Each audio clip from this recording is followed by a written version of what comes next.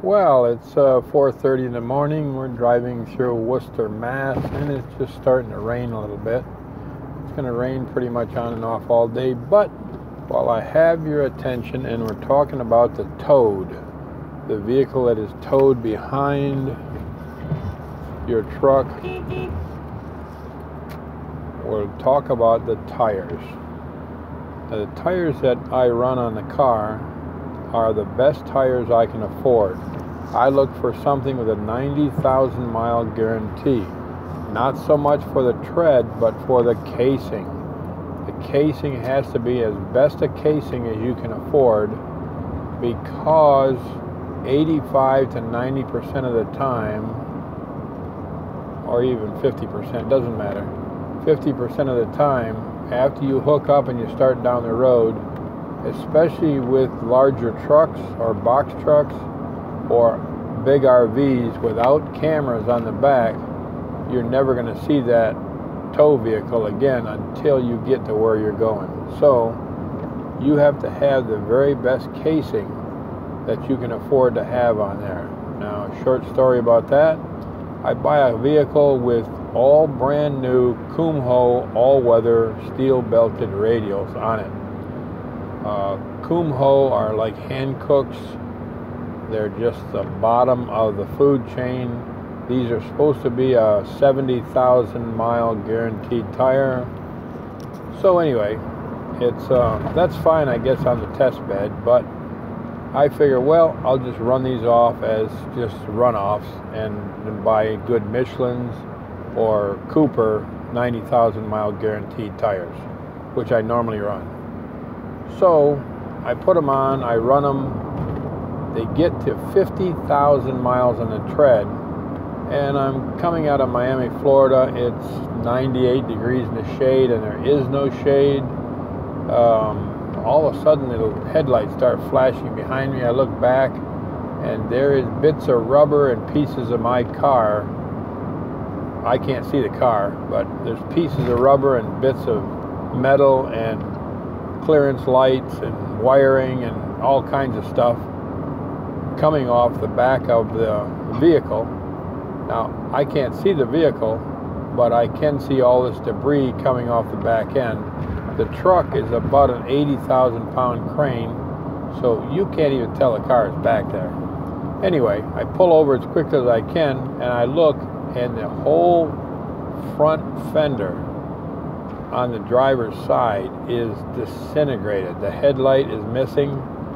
The inner fender is completely torn off. The fender's all dented up. The tire is just nothing but just shredded. It just exploded. Well, it caused about $1,300 in damage, and that's when me and my son fixed it, because I had a wrecked car further north in Florida. We disassembled. Thank heavens he knows what he's talking about, because it ripped all the wiring, the lights, the windshield washer motor, all of the tubing to that. That all went with the steel belt. So the steel belt let it loose and still hung onto the tire. It flapped around like a hammer mill and just started pounding that car to death. It tore part of the bumper off. It just destroyed the front end of that car on the driver's side. So I took the tires off and put Michelin's, Maypop Michelin's, which didn't have any tread on them, but it had a real good casing. I've never defeated a Michelin casing, even at 120,000 miles. When you run them on the back of a front-wheel drive vehicle, you can run them forever. You just can't wear them out. But they have no tread, so they're a little slippery in slush and snow. So I put these Kumhos with half tread on the back of the vehicle, so they're not on the drive tires, and figure I just run them for a while. Both of those casings gave out at about the 50 to 55,000 mark and did serious damage to the back of my car. So my point is, it doesn't matter about the tread. The tread's going to be there till it's bald, but that casing, because you never see the vehicle and you're towing at 60, 70 miles an hour down the road and you don't see the vehicle, you have to trust that it's going to be there when you get stopped in one piece. you have to buy the very best casings that you can possibly afford. Now, we're going to Worcester, Massachusetts. And I'm telling you, if you've never seen Worcester, Massachusetts around Christmas time or any of the holidays, it has the most beautiful church steeples I've seen in just about any place except maybe London. And I haven't traveled everywhere, but in the U.S., it's got old factories and the most beautiful church steeple skyline that I've seen in a long time. Anyway, while I've got your attention, if you're still listening and not bored to death, because this driving at night is just endless hours of nothing to do. So I figured I'd chat with you while I'm driving down the road. So let's chat about dispatching. I've been running for more than a decade, and I've been running with this one particular company for about 7 years. Now, there's two types, maybe three types of drivers out here. Number one driver is an idiot, and they're going to smash stuff all the time and steal stuff from the unit, wreck it, not be on time, whatever. Then you have a driver. A driver is a person that doesn't know really what the heck they're doing, but they volunteered to sit behind that wheel and drive that vehicle from point A to point B. They usually don't make a lot of money, but they do get to see the country for free on somebody else's nickel, which if you're retired and got nothing better to do, that's a really nice life. Then you have runners. Runners are people like me, or at least how I used to be. I'm not anymore because I'm getting burnt out by the whole thing, and I'm about ready to retire from this. That's why I'm making this documentary, to leave some of my knowledge, the things I've learned over the road, behind. So, a runner is a person who pretty much will take anything that's on the load board and run it without question, without problems, without stealing anything from it, without stealing the fuel or stuff off from the unit, and without wrecking it and getting it there when they promise they're going to get it there in a timely fashion. And these people work for more, 2 or 3 different dispatchers or different companies. So they're busy all the time. So for proof of this, let me tell you about my week. I took 3 weeks off to go camping, fishing, and sightseeing with my grandchildren, which ranged all the way from middle Alabama, Birmingham, Alabama, all the way to Montreal, Quebec, and pretty much everywhere in between.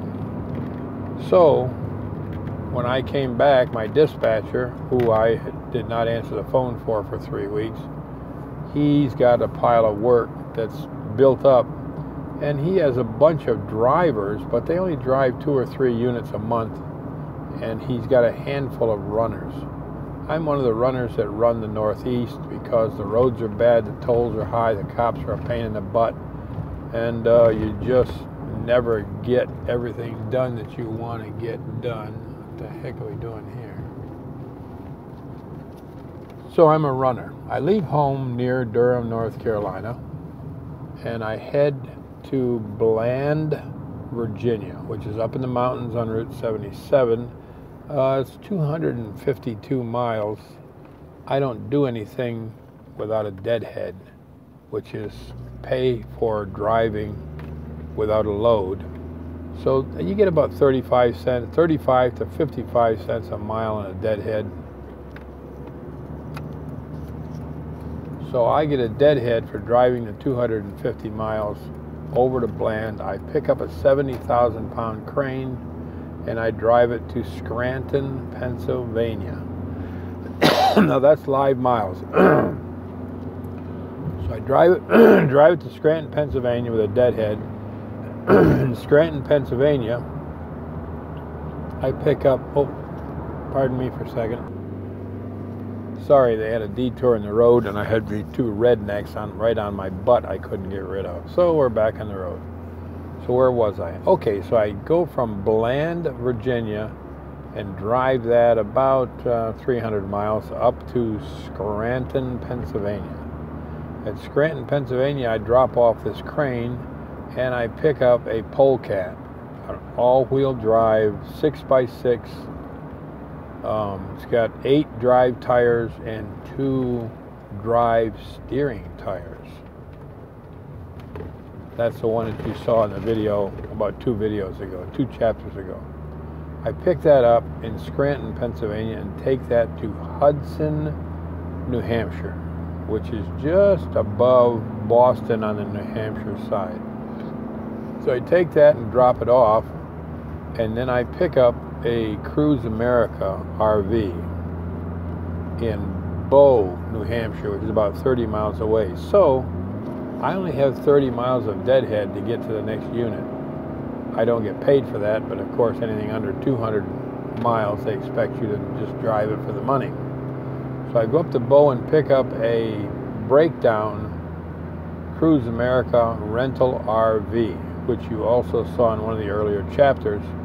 Now, this broke down on a poor family on vacation, and they had to have it towed to a Ford dealership, and Cruise America got them another RV to finish their vacation. This one was, in 1 month, was repaired and sat there in the hot sun in this yard, closed up with all the food and all the toilet poop tanks all full without being changed. So when I got in this thing, it was like 5 things had died in this vehicle 5 years ago, and they left it in the sun. But so I rolled down all the windows and opened everything up and drove it down the road like that.